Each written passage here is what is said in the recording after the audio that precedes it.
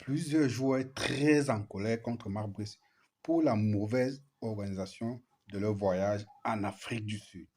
Il y a plusieurs cadres de l'équipe qui sont très remontés contre Marc Brice et contre le ministère des Sports. Et quand je dis le ministère des Sports, je fais allusion au patron du ministère, c'est-à-dire le moustachu. Il y a plusieurs joueurs qui ont marqué leur ras-le-bol, qui ont montré leur ras-le-bol par rapport aux mauvaises conditions que les gars ont vécues hier nuit, ou du moins toute la journée hier jusqu'à la nuit, pour arriver à Nelspruit, la ville à laquelle les gars doivent jouer le match aujourd'hui. Voilà les gars qui se prennent pour des sabitou, pour les grands professeurs de droit, pour des grands gestionnaires, pour les grands conseillers des ministres, et qui se pavantent chaque week-end sur la plateau de télévision pour mentir aux Camerounais, pour raconter des bêtises, mais pour peu qu'ils soient à l'épreuve pour gérer une petite mission comme ça, les gars sont complètement incapables. Voilà que les gars sont incapables de ficeler un plan de vol pour 26 joueurs pour aller jouer un match en Afrique du Sud. Si bien que les gars sont obligés de voyager à la belle étoile en pleine nuit, 6 heures de route, dans un pays comme l'Afrique du Sud.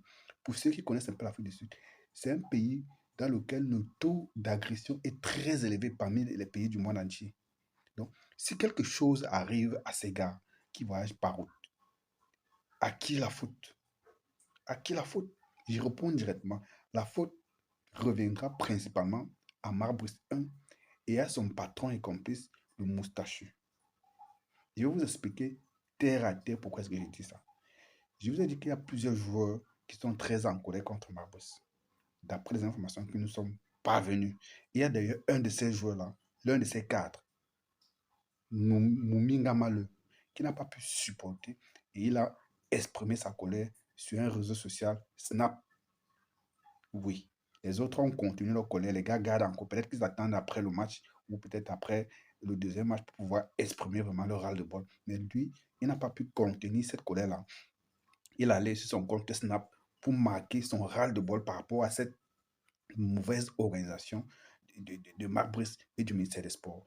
Je vais aller vous lire exactement ce qu'il a dit avant de vous dire pourquoi est-ce que je tiens Marc Brice pour responsable et moi le comme pour responsable. Voilà ce que Fabrice Momingamale a écrit sur son compte Snap. Il dit, c'est trop. C'est Momingamale qui écrit. Il écrit, c'est trop. J'aime même pas la force pour parler. Que Dieu nous garde seulement. Le gars est dépité. Les gars sont dépités. Comment on peut faire voyager des professionnels comme ça en pleine nuit, par route? Que les gars sont d'abord quittés au Cameroun, par Kamoko. Les gars étaient obligés de faire escale au Congo avant de continuer en Afrique du Sud.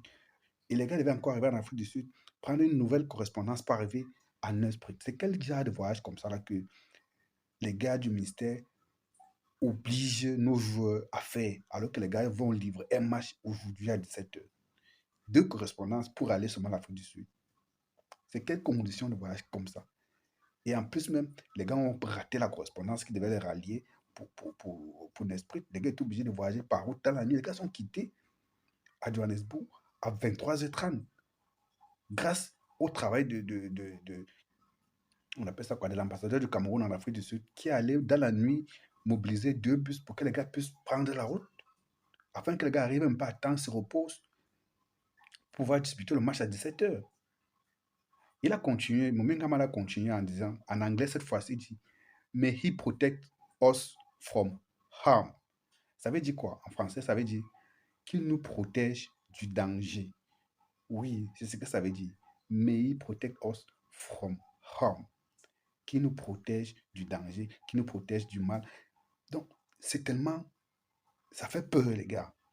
On se souvient que lors d'une compétition de Coupe d'Afrique des Nations, il y a une équipe, je crois que c'était togolaise, qui avait décidé de prendre la route pour rallier l'Angola et qui avait été surpris par les rebelles en route. Il y avait eu, je crois, un mort parmi la délégation du Togo. Ça avait choqué le monde entier.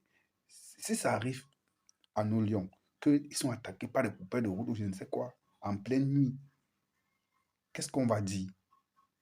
Moi, comme il va dire quoi? Mabris va dire quoi? Là, je m'attaque maintenant aux différents responsables. Il faudrait que Mabris et moi, le combi, viennent s'asseoir ici pour expliquer aux Camerounais comment est-ce que, pour un match qui se joue mercredi à 17 h, des joueurs vont arriver dans la tanière, hein, jusqu'à lundi soir. Parce qu'il y a des gars qui ont livré le match dimanche soir, dimanche après-midi et tout. Donc, on savait que les derniers Lions doivent arriver certainement lundi. D'autres sont arrivés lundi matin, d'autres sont arrivés lundi soir. Mais vous établissez un plan de vol. Mabrice et son complice Mouare Kombi établissent un plan de vol qui oblige les Lions à revenir d'abord au Cameroun avant de rallier l'Afrique du Sud. Expliquez-moi la logique qu'il y a dans ça. Sachant que tu as un match que tu disputes mercredi, tu sais que tes derniers gars vont arriver lundi. Tu les fais venir obligatoirement par le Cameroun avant de rallier l'Afrique du Sud. Vous allez avoir une séance de travail quand? Quand est-ce que vous allez avoir une séance de travail? Dites-moi. Quelle était l'opportunité de faire venir ces gars au Cameroun? C'est pourquoi les joueurs sont fâchés. Et ce qui énerve plus les joueurs, c'est que il y a un agent du ministère des Sports, là, j'ai oublié son nom, qui a passé le temps,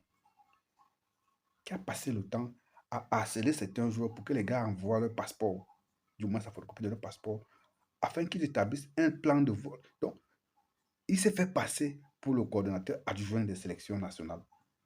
Pourtant, c'est pas son rôle. Ce rôle-là est dévolu à Touba Timothée, à Touba et à son assistant qui sont logés à l'Africa Foot. Mais comme ces gars du ministère veulent tout arracher, veulent tout faire, les gars ont créé le chaos, créé le désordre depuis le début. Donc, je tente de dire, Marc Brice et son complice, le moustachu, ont donc ficelé ce plan de vol chaotique. Voilà d'abord là où le premier problème a commencé. Deuxième problème, l'Africa Foot avait proposé à moins de un plan de vol dans lequel les joueurs devaient quitter leur base respective, c'est-à-dire les différents clubs, puisqu'il y a des gens qui sont en Europe, d'autres en Asie, d'autres machins, tout. En tout cas, la majorité est en Europe. Donc, les gars devaient quitter leur club en Europe, rallier l'Afrique du Sud directement, afin de prendre la correspondance pour aller en esprit. Voilà le plan de vol que l'Africa Foot avait proposé à moi de combi, tenant compte de ce qu'il n'y avait pas assez de temps pour faire venir les gars au Cameroun et pour les faire aller en Afrique du Sud. Il n'y avait pas de temps. Parce que mettre en place une telle logistique à un si peu de temps, c'est compliqué de respecter les délais. Mais comme les gars sont des sabitous, ce sont des grands pousseurs, ce sont les bavards, ce sont les bandits, les gars ont beauté sans touche. André Onana aussi vient, on lui dit, donne le passeport pour les formalités administratives. Il ne veut pas donner le passeport, il joue les Kassongo, il joue le gros dos. Tout ça mélangé fait que les gars consomment un gros retard et les gars arrivent en Afrique du Sud à 18 h déjà. Alors que la correspondance qui devait les rallier pour Nesbruck devait partir beaucoup plus tôt. Et l'aéroport de Nesbruck ferme ses portes à 18 h. Donc, les gars ne pouvaient plus survoler l'espace aérien de Nesbruck pour arriver en Afrique du Sud. Résultat de course, les gars sont obligés de passer des heures assis sur place à l'aéroport à Johannesburg pour attendre que les gars trouvent une solution. Finalement, ils trouvent la solution à 23 h 30. Continuer le trajet par route. Vous voyez de quoi est-ce qu'il s'agit? Vous voyez de quoi est-ce qu'il s'agit?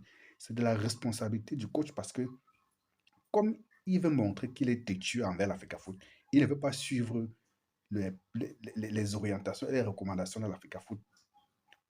Il veut suivre les recommandations du ministère des Sports parce qu'il dit qu'il répond seulement au ministère des Sports, il ne répond pas de l'Africa Foot. Voilà les résultats de course. Il entraîne des joueurs dans des conditions déplorables. Les joueurs sont très remontés contre lui parce que c'est lui qui est à l'origine de cette situation-là. S'il avait laissé chacun faire son travail, laissé l'Africa Foot faire son travail, laissé le ministère des Sports faire son travail, c'est qu'il n'y aurait eu aucun problème. Depuis que l'Africa Foot travaille avec Samuel Eto'o, est-ce qu'on avait encore entendu ce genre de conneries? Parce que les gars savaient comment est-ce qu'ils s'y prennent. Quand c'était Benoît Angwa savait comment s'y prendre. Comme si on a passé le flambeau à Timothée, à Touba. Depuis qu'il a repris, est-ce qu'on a eu ce problème-là? On n'a pas eu ce problème. Pourquoi est-ce qu'il a fallu que le ministère arrache toutes ces prérogatives-là comme ils ont arraché dernièrement et que ça recommence encore? Pourquoi il a fallu que ce soit comme ça? Les amis, toujours est-il que la vérité, c'est comme les fesses, dit-on souvent. À un moment donné, on est obligé de s'asseoir avec. Donc, ce qui s'est passé depuis hier jusqu'à en esprit, la ville dans laquelle ces gars vont livrer le match aujourd'hui, va être connu de tous. Mais comme nous savons, nous connaissons notre pays, aucune responsabilité ne sera retenue à l'endroit de tous ces gars-là tapés dans l'ombre au ministère des Sports qui ont échoué dans leur mission. Oui, aucune responsabilité ne sera retenue contre eux. Marbrice, moi, le comme il va dire quoi, Marbrice? D'ailleurs, il n'est même pas assez, il n'est même pas foutu de regarder Marbrice quand Marbrice fait les dérapages par rapport à sa maître de Facebook, par rapport à l'institution FECAFOOT, ou quand Marbrice traite ses collaborateurs d'incompétents et tout. Marbrice est complètement en roue libre, comme on dit désormais. Le gars dit ce qu'il veut, il fait ce qu'il veut, voilà. Et ici, c'est que l'une des causes même de ces histoires, c'est que quand on dit à Marbrice, envoie ta liste des joueurs 2 semaines avant, il n'envoie pas, il envoie quand il veut. Parce qu'il a le soutien des gars comme moi, les combis. Ça ne peut pas continuer comme ça, les gars. Il faut percer l'abcès à un moment donné, il faut dire les vérités. Il faudrait que ces joueurs-là prennent aussi leurs responsabilités. Les gars sont pris entre deux feux. Ils savent où se situe la vérité. Ce sont les professionnels, ce ne sont pas les enfants. Même s'il y a deux clans dans ce camp, Andon en avait amené certains joueurs de son côté, d'autres joueurs, il y a des gars assez lucides qui comprennent que même si l'Africa Foot et le ministère des Sports sont à couteau tiré, chacun doit faire son travail pour le bien de l'équipe nationale du Cameroun. Mais sauf que les gars ne font pas le travail. Le ministère va empiéter à chaque fois sur les compétences de l'Africa Foot et n'arrive même pas à faire le travail qu'ils sont allés arracher à l'Africa Foot. Dites-moi quel rendement est-ce que ces gars-là vont produire tout à l'heure à 17h au stade. Ils vont produire quel rendement? Les gars ne sont pas entraînés depuis, pour certains depuis vendredi, pour d'autres depuis samedi, peut-être depuis dimanche, parce que certains jouent des matchs dimanche.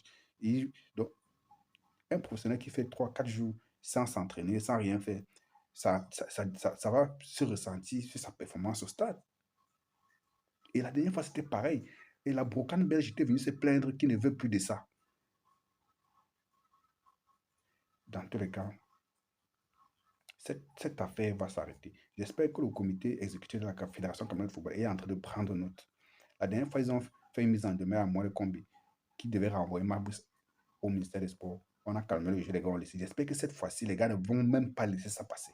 Il faudrait que la prochaine assemblée ordinaire de la Fédération camerounaise de football, les gars mettent le dossier de Mabus sur la table. On le frappe fort, on le renvoie. Donc, il n'y a même pas deux façons de gérer cette affaire. Il n'y a même pas deux façons de gérer cette affaire. Voilà.